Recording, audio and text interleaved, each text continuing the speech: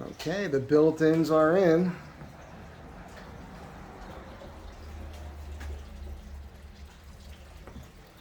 Scribing to the walls was a little rough, as you can imagine. It's an old house. Yeah. There was actually a lot of mold behind the baseboards. Really? Yeah. Matt removed all the mold for you. Sprayed it down with bleach.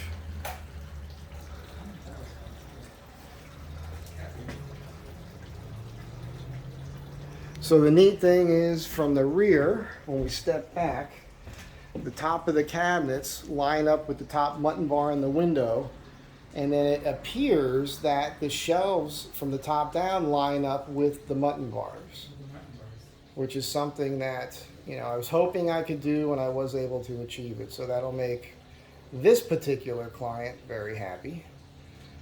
And then, as I was mentioning in that last video, the distance from the top of this shelf to the top of this point is bisected perfectly by this pyramid. And then that distance from here to here is mimicked at this point, from here to here. So this is offset on purpose because this is more visually interesting. And then, you know, and again, all these details match the work done here last year.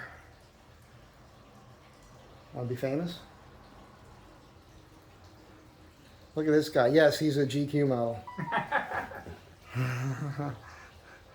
So pretty happy.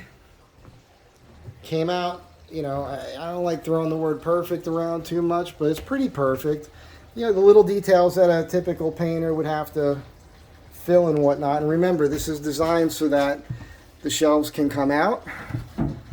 The client's doing the work himself on the finish, so he wanted me to design it that way, so that it's easy for him to remove them, take them outside, do whatever. They're already sanded, so all he's going to really need to do is just start applying stain.